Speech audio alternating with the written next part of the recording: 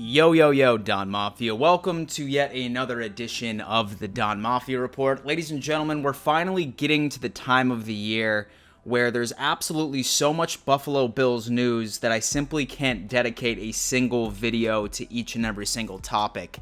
And now I need to sort of do like that newsroom.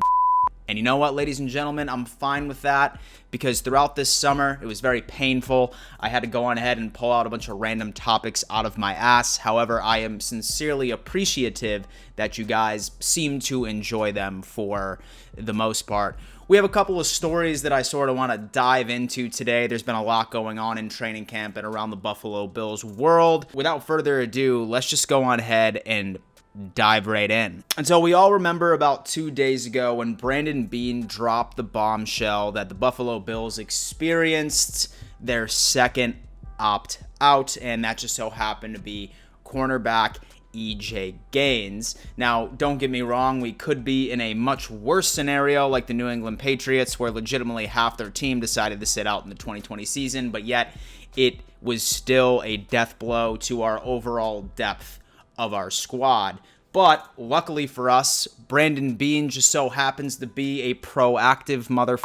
And just days later, it was announced that the Buffalo Bills agreed to terms with cornerback Akeem King and defensive tackle Niles Scott.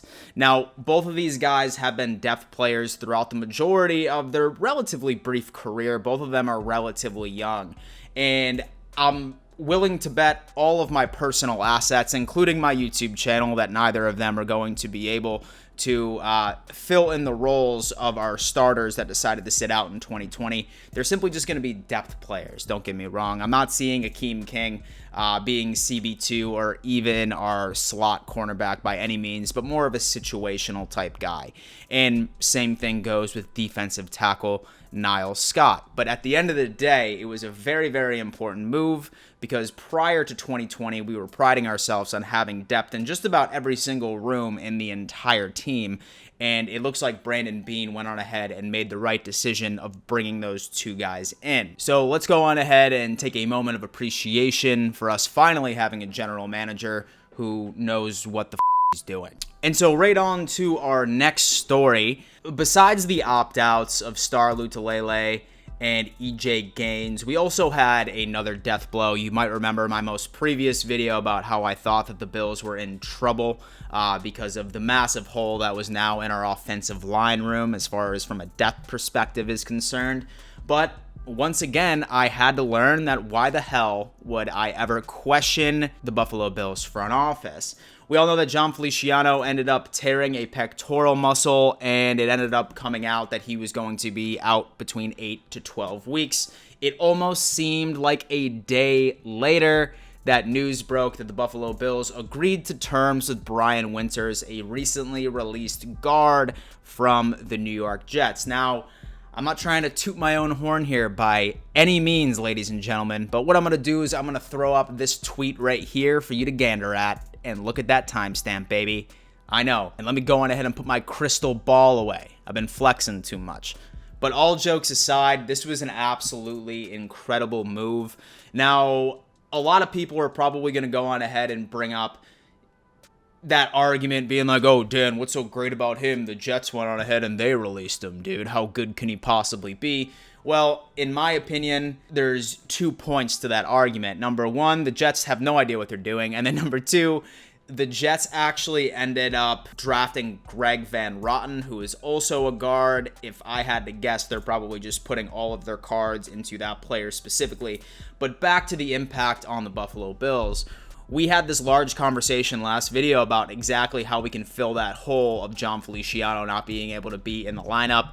You know, we ended up throwing out the popular rumor that we could move Cody Ford over to guard, and then we could have Ty Nsekhe and Darrell Williams sort of battle it out for the tackle position.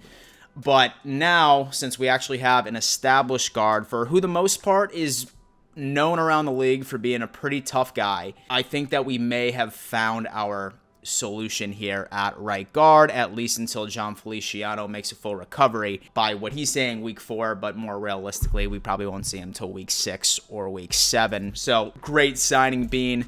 making this Bills fan damn proud. And in other news, while the Buffalo Bills still search for a sponsor for naming rights for the now defunct New Era Field, let's be honest, we never stopped calling it the Ralph. A change.org petition surfaced online with already over 100 signatures to name the Buffalo Bills Stadium Marv Levy Stadium. And in my opinion, ladies and gentlemen, I really cannot think of a better name for the Buffalo Bills Stadium. I mean, honestly, Marv Levy gave us absolutely everything. He will go down, in my opinion, as the greatest coach in Bills history, not unless Sean McDermott can pull up and raise up a Lombardi one of these days. But I think that there's no name that better suits the Buffalo Bills field than Marv Levy Stadium. If you're interested in signing the petition, going on ahead, and I'm linking it in my description as well. And in other news, defensive tackle Vincent Taylor has officially been removed from the COVID-19 list. Now, we all remember the news broke just a couple of days ago that over 5 players in the Buffalo Bills, the majority of them being rookies, all tested positive for COVID-19. It looks like the very first player from the Buffalo Bills has come back.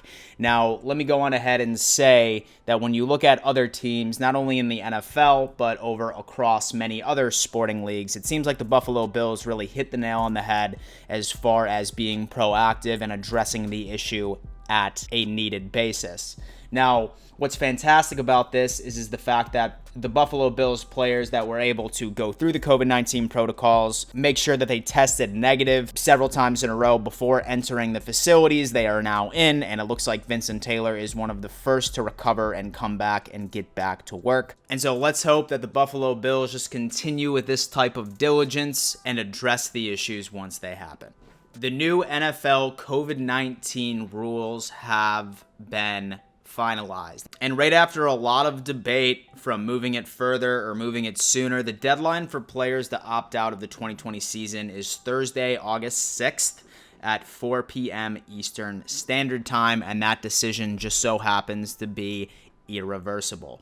Now, there was a lot of questions pertaining to it, like, oh my God, what if, some Bills players are going to be waiting until like the final second to opt out? That's always been a concern for a lot of fans, but luckily, due to a lot of the interviews that we've experienced so far, particularly with Josh Allen and particularly with Jordan Poyer, it seems like that the culture has molded these gentlemen's minds into realizing that this is the Buffalo Bills' year and they want to be there for their teammate. And as Josh Allen so eloquently put it, have an opportunity to give the nation hope, which is always a fantastic thing, guys. We need football. I'm not sure about you guys, but I would probably slowly slip into a depression if I could not watch my football team finally win an AFC East championship. So I'm glad that they finally ended up putting that date concrete. And for now, we just have 2 more days, and all we need to do is just cross our fingers and hope we don't have any significant type of opt-out.